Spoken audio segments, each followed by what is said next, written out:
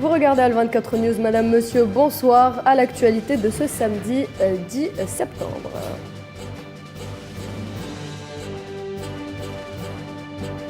Le prince de Galles proclamé roi d'Angleterre ce samedi, il prend le nom de Charles III.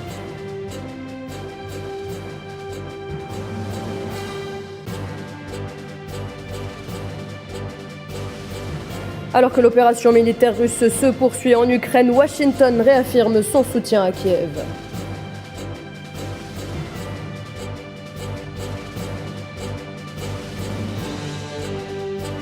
Après une brouille avec l'Albanie, Téhéran dénonce les sanctions américaines à l'encontre du ministère iranien des renseignements.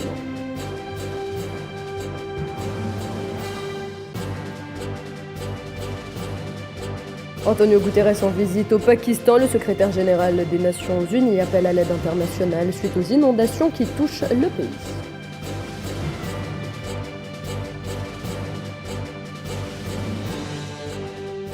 Deux jours après le décès de la reine Elisabeth II, son fils, le roi Charles III, a officiellement été proclamé roi d'Angleterre ce samedi 10 septembre. À 73 ans, c'est ému que le roi s'est adressé à son peuple avant de se rendre à Buckingham Palace sous les applaudissements de la foule présente pour l'occasion. Safwan Ben Sabri.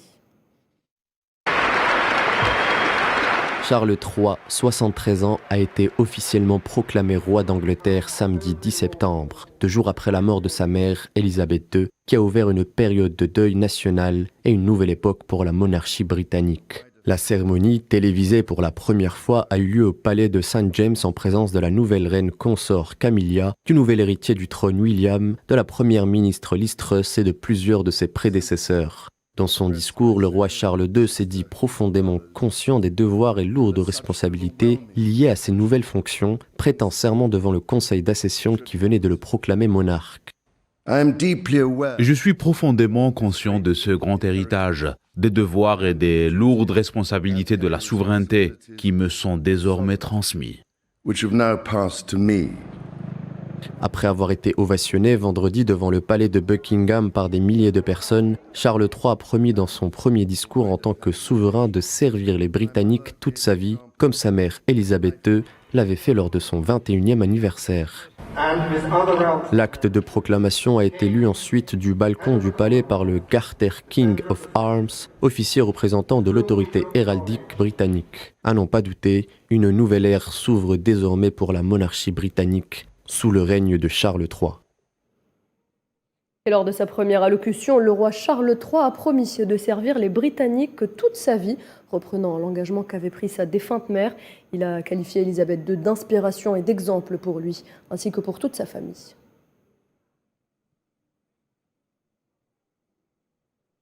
Suite à la cérémonie de proclamation, la première ministre Liz Truss et les hauts députés lui ont prêté serment en début d'après-midi à la Chambre des communes.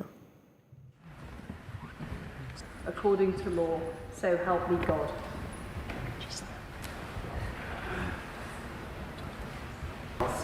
His heirs and successors. Les messages de félicitations au roi Charles III se sont multipliés, à commencer par celui du président algérien. Abdelmadjid Tebboune a saisi l'occasion pour se féliciter de l'excellence des relations unissant les deux pays. Il a également réaffirmé sa ferme détermination et son attachement total à maintenir la coordination, la concertation et la coopération au mieux des intérêts des deux peuples et à raffermir davantage les relations d'amitié et de coopération bilatérales. Il y a également eu les félicitations du président russe Vladimir Poutine qui, lui, souhaite succès, bonne santé et tout le meilleur au roi Charles III.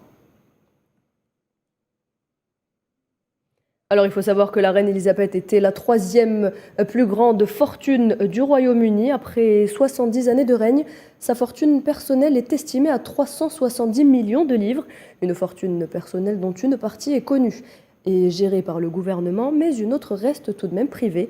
Et oui, les monarques britanniques ne sont pas obligés de révéler leur fortune privée. Mohamed Wali Ben Chaban. Durant toute sa période de règne, la reine Elisabeth II a accumulé une fortune personnelle estimée à 370 millions de livres, selon le Sunday Times. Une partie de cette somme colossale est connue et gérée par le gouvernement, mais une autre reste privée. La reine bénéficiait d'un train de vie royal, pris en charge par le contribuable britannique. La famille royale bénéficiait des revenus de gigantesques patrimoines privés, dont les détails ne sont pas totalement connus. Les dépenses liées aux activités officielles de représentation de la reine ou des membres de sa famille viennent d'une allocation annuelle du Trésor public qui a atteint 86 millions de livres, dont une rallonge accordée pendant 10 ans pour la rénovation de Buckingham Palace. Considérée comme une institution milliardaire, la couronne britannique a de colossaux bénéfices.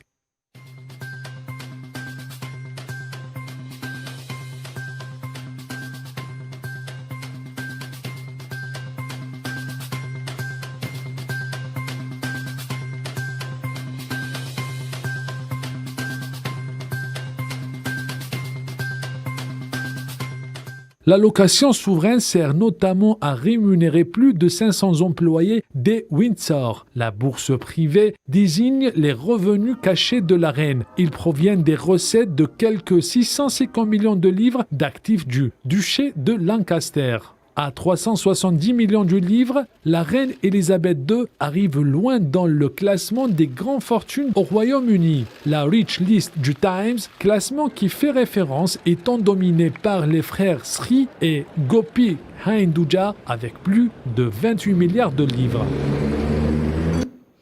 Alors, les funérailles de la reine Elisabeth II auront lieu lundi 19 septembre. Le cercueil sera acheminé à l'abbaye de Westminster où aura lieu la cérémonie en présence de quelques 2000 personnes, dont des dignitaires venus du monde entier. 2 minutes de silence seront également observées à midi à travers tout le pays. Gamal Abina, bonsoir. Bonsoir. Vous êtes journaliste à Beurre FM et à France Maghreb. La Grande-Bretagne organise une cérémonie après l'autre.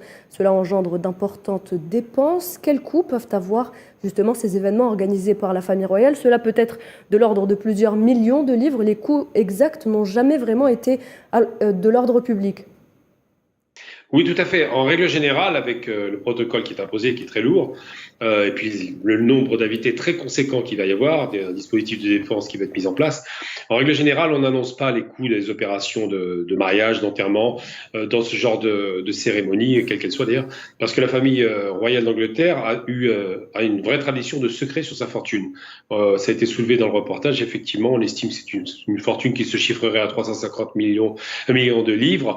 Elle est sans doute sous-évaluée, mais en vérité, cette fortune qui a été pour partie amputée dans les années 70 se chiffre à certainement beaucoup plus si on fait attention à la valorisation des actifs. Très bien. Alors, le faste déployé par la couronne britannique lors de différentes cérémonies royales réalise sûrement un retour sur investissement. Quel genre de retour économique, certes, mais aussi un pouvoir d'influence dans le monde? Qu'en pensez-vous? Tout à fait. L'image de la famille royale d'Angleterre, c'est l'image d'une famille royale. Il en reste très peu en Europe communautaire. Par exemple, il n'y a plus que cette grande famille royale.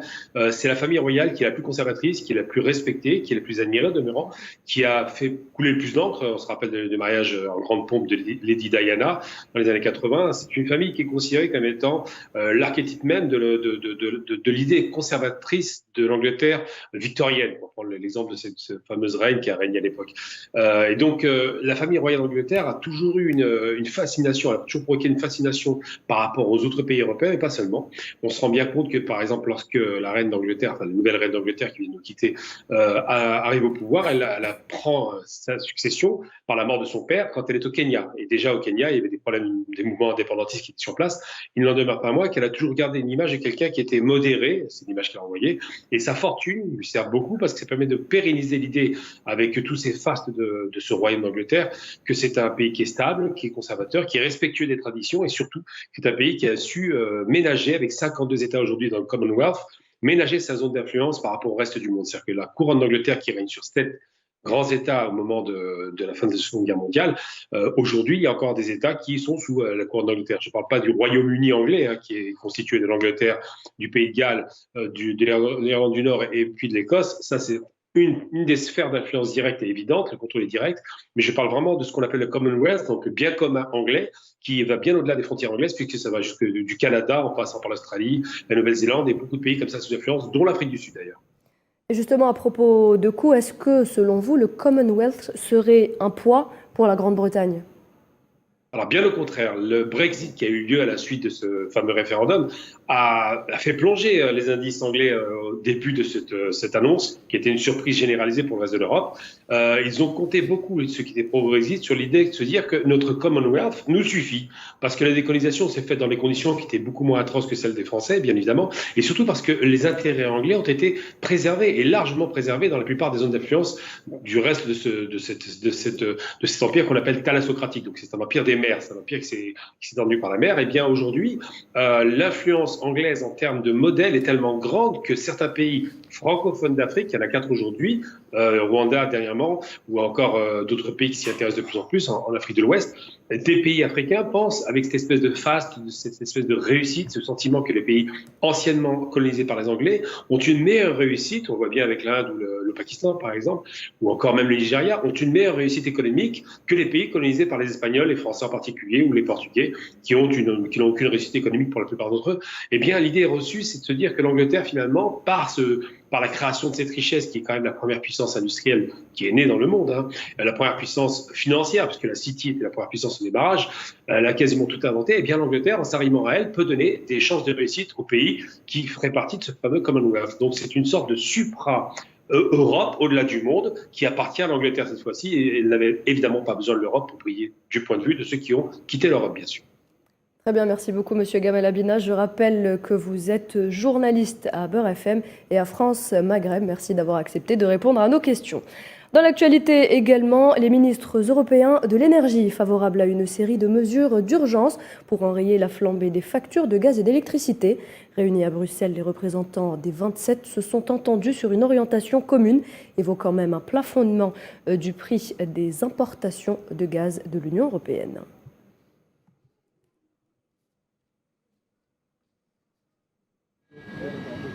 Großbritannien hat seine Königin verloren, die Welt. L'Allemagne est prête à arrêter ses approvisionnements en gaz russe. De nouveaux terminaux seront construits. Nous avons parlé à nos amis des côtes ouest européennes, avec les Pays-Bas, la Belgique, pour qu'ils étendent les terminaux et les capacités des gazoducs avec la France, qui nous fournira du gaz pour la première fois. Par ailleurs, les opérations militaires russes se poursuivent en Ukraine. Les troupes de Moscou continuent de cibler les positions des forces et des infrastructures militaires ukrainiennes, au même moment où plusieurs informations font état d'une avancée. Des unités de Kiev dans la région de Kharkiv. On fait le point justement avec Amin Toutah. Des renforts militaires russes en direction de la deuxième plus grande ville d'Ukraine. Il s'agit pour le Kremlin d'une réponse à l'avancée des troupes ukrainiennes vers Kharkiv. Pour le président Volodymyr Zelensky, plus d'une trentaine de localités seraient prises par les forces ukrainiennes. À l'heure actuelle, les forces armées ukrainiennes ont libéré et pris le contrôle de plus de 30 localités dans la région de Kharkiv. Dans certains villages de la région, des contrôles de sécurité et de sûreté sont en cours. Nous prenons progressivement le contrôle des nouvelles localités. Nous rendons le drapeau ukrainien et la protection à nos citoyens partout. Dans la région du Donbass, contrôlée essentiellement par la Russie depuis des mois, Kiev affirme que ses unités avaient avancé près de Kramatorsk et de Sloviansk. Pour la défense russe, ses forces aériennes ont ciblé ces dernières heures le quartier général et des sites d'unités ukrainiennes, y compris dans des régions à Kharkiv et un centre de commandement à Donetsk, ainsi que la destruction de la station radar aérienne de Nikolaïev. Sur le terrain diplomatique, la ministre allemande des Affaires étrangères, Annalena Baerbock, est arrivée à Kiev. Il s'agit de son deuxième déplacement en Ukraine depuis le début du conflit au mois de février passé. Auparavant, le chancelier allemand Olaf Scholz s'est dit engagé à assumer une responsabilité particulière pour appuyer Kiev en renforçant ses systèmes d'artillerie et de défense aérienne.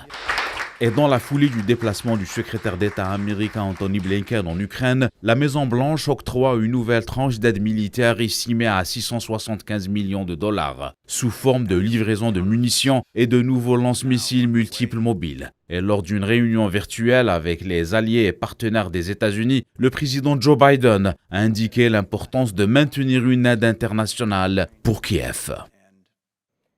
Élection générale ce dimanche en Suède, des élections qui s'annoncent serrées. La droite est prête à revenir au pouvoir en s'appuyant pour la première fois sur l'extrême droite, alors que la gauche, de son côté, cherche 4 années de plus. La criminalité et l'immigration occupent le devant de la scène, là où, quand on regarde l'histoire, les élections suédoises ont toujours été sur l'État-providence, l'économie, mais également l'emploi. Le porte-parole du ministère iranien des Affaires étrangères dénonce les nouvelles sanctions imposées par les États-Unis à l'encontre du ministère iranien du renseignement, accusé par Tirana d'être à l'origine d'une cyberattaque massive dont a été victime l'Albanie en juillet dernier. Retour sur cette affaire avec Souhila Kilal.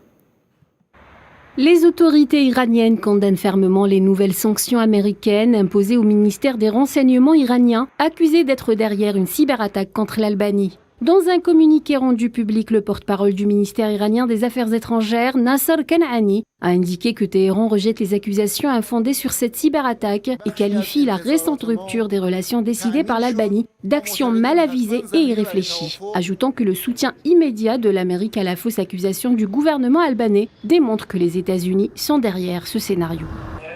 Pour rappel, le 7 septembre dernier, l'Albanie, alliée des États-Unis à l'OTAN, a rompu ses relations avec l'Iran, l'accusant d'être responsable d'une lourde cyberattaque contre les infrastructures numériques du gouvernement albanais en juillet dernier. Ce qui a fait immédiatement réagir les autorités américaines. Ces dernières ont annoncé vendredi de nouvelles sanctions, principalement contre le ministère iranien des Renseignements et son ministre Ismail Khatib, les accusant de superviser plusieurs réseaux de cyberespionnage et de piratage dans le monde.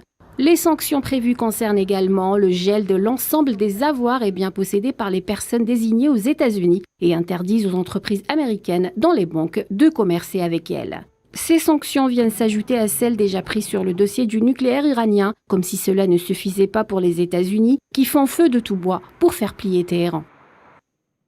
Les attaques d'occupation sionistes se poursuivent. L'armée sioniste a arrêté un certain nombre de Palestiniens aujourd'hui lors d'une série d'incursions dans plusieurs zones de la Cisjordanie. Elle a également assiégé 2 maisons dans la ville de Jama'in, au sud de Naplouse. Et puis une nouvelle manifestation dénonçant la normalisation du régime marocain avec l'entité sioniste a été organisée hier vendredi devant le Parlement à Rabat par des ONG locales et des militants anti-normalisation dont le Front marocain pour la Palestine et contre la normalisation. Plus d'une centaine de manifestants ont scandé des chants stigmatisant le rapprochement entre le Marzen et l'entité sioniste. Le chef de la diplomatie du Marzen a été dans la foulée conspué par les manifestants qui lui reprochent sa responsabilité dans la normalisation avec l'entité sioniste. Et puis le ministre péruvien des Affaires étrangères, José Miguel Rodríguez Macay, désavoué par le président Pedro Castillo en raison de son récent dérapage à propos de la cause sahraoui. Le départ du chef de la diplomatie péruvienne intervient 1 mois et 4 jours seulement après son investiture à ce poste.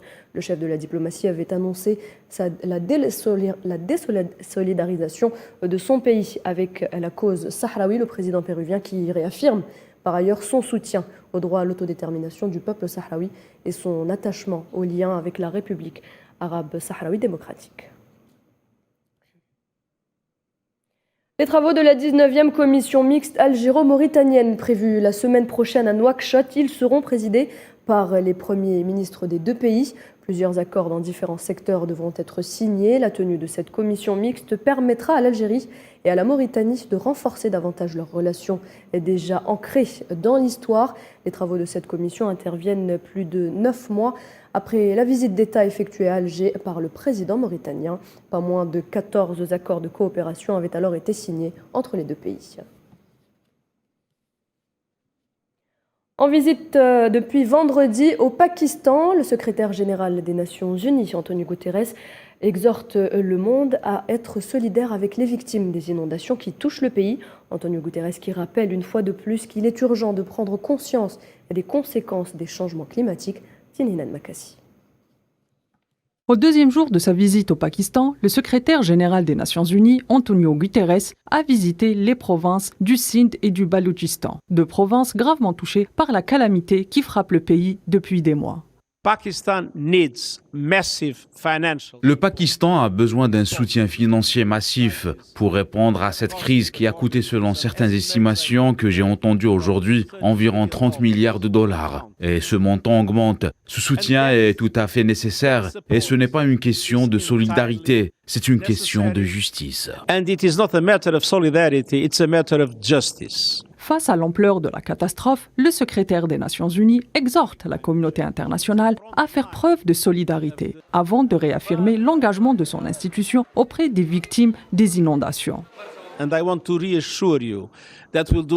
Je tiens à vous rassurer, nous ferons tout notre possible pour mobiliser la communauté internationale afin de soutenir votre pays et vous tous dans cette situation dramatique. Le bilan humain ne cesse de s'alourdir. Pas moins de 1300 morts sont à déplorer et en moins 12 722 blessés selon les autorités pakistanaises. Et à propos de climat, l'Afrique refuse la transition énergétique imposée par les pays riches. Le continent émet moins de 4% des émissions mondiales de CO2, selon l'ancien secrétaire général de l'ONU, Ban Ki-moon, qui s'exprimait cette semaine. Alors paradoxalement, l'Afrique subit la majorité des conséquences du changement climatique, notamment la sécheresse et les inondations. La promesse non tenue des pays riches de porter à 100 milliards de dollars par an en 2020 l'aide aux pays pauvres pour réduire leurs émissions et s'adapter aux impacts sera d'ailleurs sans aucun doute, encore une fois, l'un des sujets du contentieux de cette COP au parfum africain. Et puis c'est l'événement sportif de la journée. Nous sommes à 1h30 de la finale de l'US Open, une finale qui opposera la Tunisienne Ons Jabeur, âgée de 28 ans, à la Polonaise Iga Swiatek, numéro 1 mondial. Il s'agit de la deuxième finale Grand Chelem d'affilée pour Ons Jabeur après celle de Wimbledon. La 5e mondiale s'est qualifiée en finale en s'imposant face à Caroline Garcia en 2-7, 6-1, 6-3 en 1h06.